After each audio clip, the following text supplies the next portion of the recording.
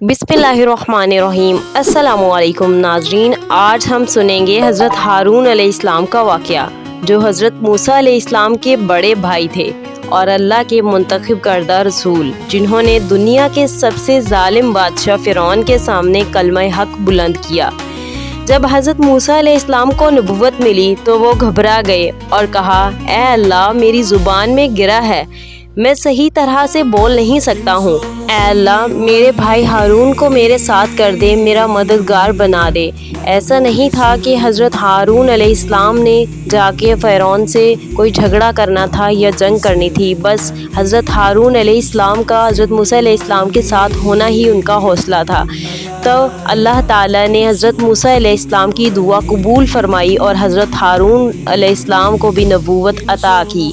अब दो भाई, दो नबी एक ही मिशन पर रवाना हुए।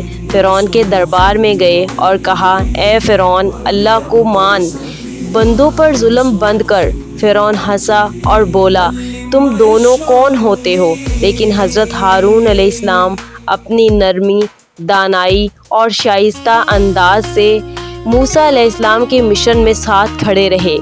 अल्लाह ताला ने दोनों को हुक्म दिया फ़िरौन से नरमी से बात करना, शायद वो नसीहत पकड़ ले। हज़रत हारून अलैहिस्सलाम का लहजा नरम, अल्फाज पुर असर और अंदाज में मोहब्बत थी, यही उनकी खासियत थी, इसीलिए मूसा अलैहिस्सलाम ने उन्हें साथ मांगा था।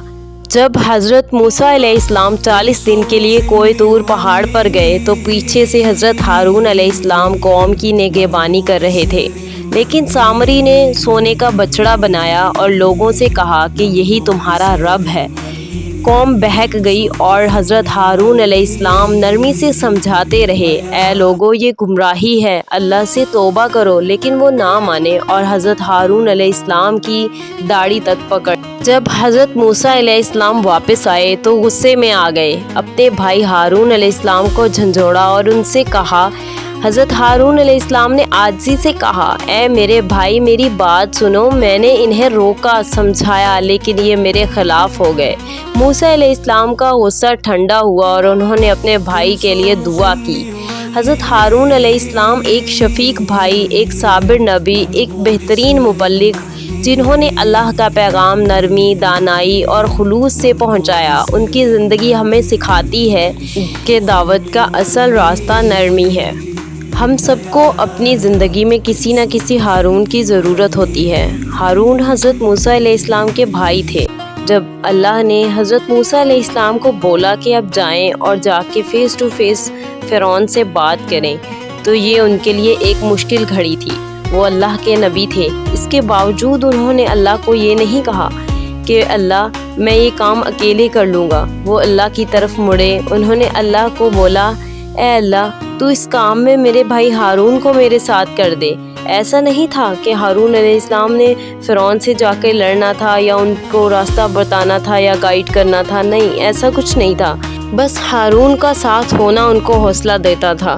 तो हम सबकी ज़िंदगी में हमें कोई ना कोई ऐसा इंसान चाहिए होता है जिसका साथ होना चीज़ों को बदल देता है।